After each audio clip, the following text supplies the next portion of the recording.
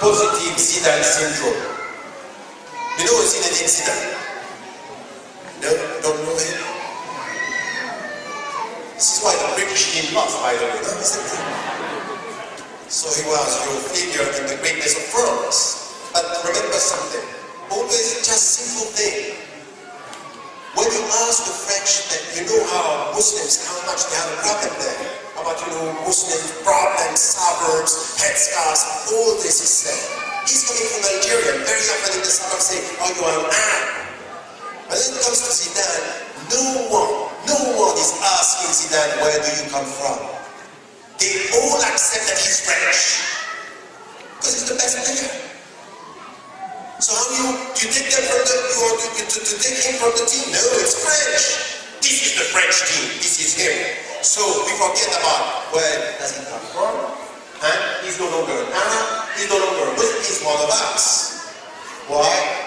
Why?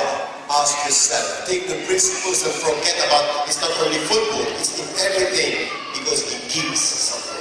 He's a contribution. He's an asset. When you give something, nobody's going to ask you, where do you come from?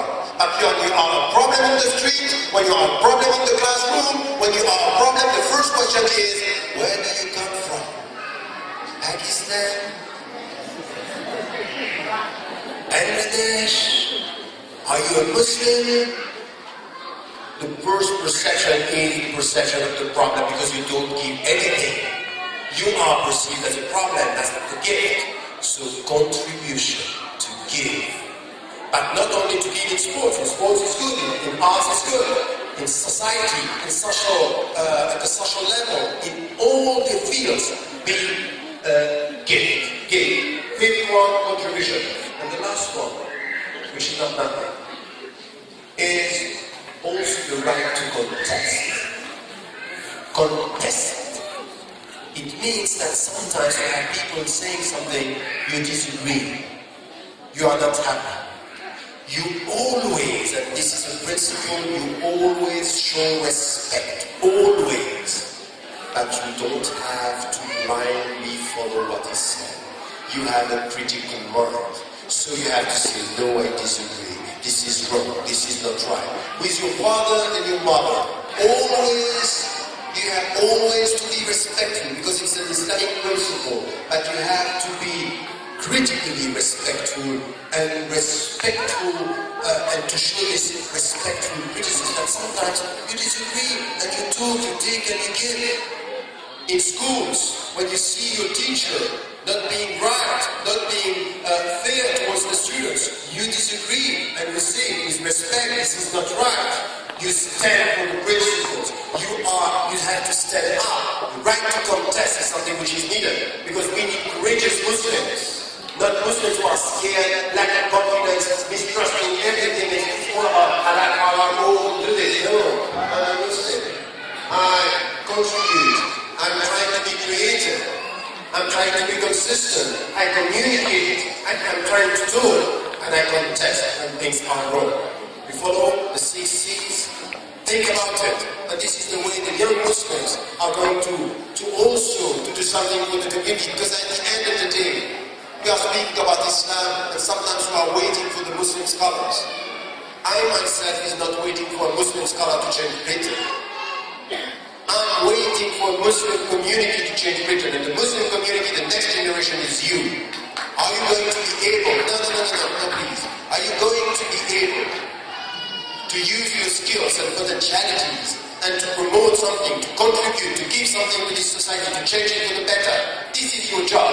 And any one of you here, any one of you, whatever you think, from wherever you come, any one of you has at least one skill, one quality, one thing that he or she can use to change the world for the better. Use it. Don't be obsessed with your weaknesses, but look positively to your qualities and what you can give your skills and use them for the future of the community.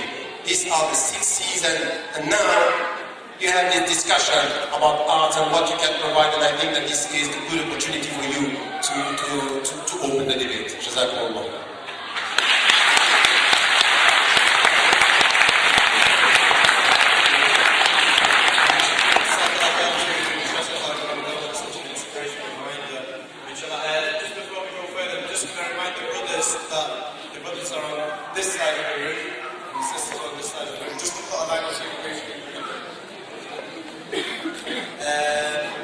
Okay, so now what we're going to do, we're going to open the floor for you guys to ask some questions. It's not every day you get the time to spend with these guys. If you've specifically got a question for either one of these, please mention the names. There's going to be a microphone going round. I'm going to pass around.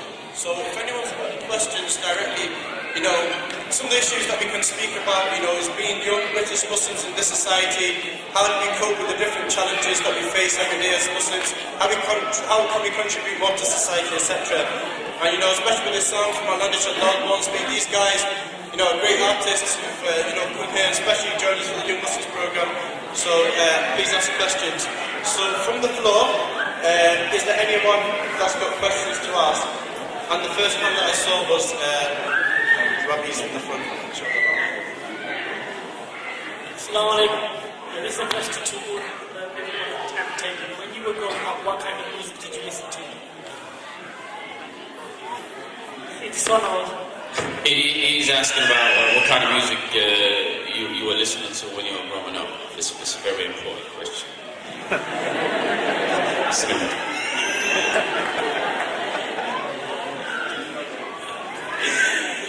So, okay. My name is Isam Bachiri. Well, I was listening to. I didn't during the '80s. I didn't grow up with hip hop. It was more like Michael Jackson. I had some Pakistani brothers. They were saying like Michael Jackson was Pakistani, so. But then again, he had the curls, so I was like, yeah, and I had curls too when I was a little boy, so I was like, he might be Moroccan. But after that, I got more and more into hip hop, and it went like from the gangster section of hip hop into the more mature and I'll say social realistic part of hip hop, where you talk about what's going on in your society, and that's actually when I realized how important it is to express yourself. So I was watching what the second generation immigrants in France were doing, and they were doing it. You had brothers over there shooting videos where they had their mother in the kitchen doing, you know, biryani or whatever. And I thought, like, you know, that was something that, for the first time in my life, I could actually relate to something that had something to do with art from a Western perspective. And that kind of kick-started my journey into the world of art and getting interested in expressing myself. So, what were you listening to?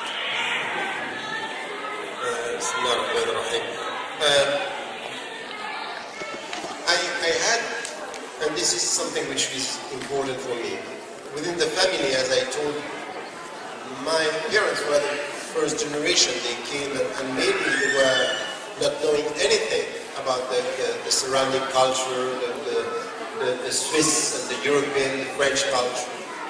And this is something that I will always remember and value, is that, by the way, I was the last one.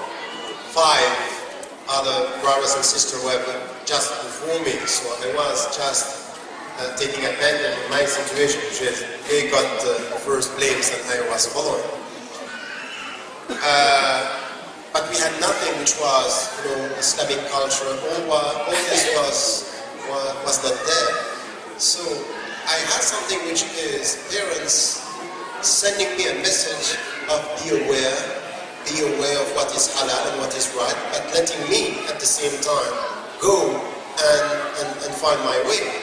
And that's clear that at that time we were listening to this, anything which has to do with the surrounding music that was the popular music at that time, in French, in English, and this is what I was listening to.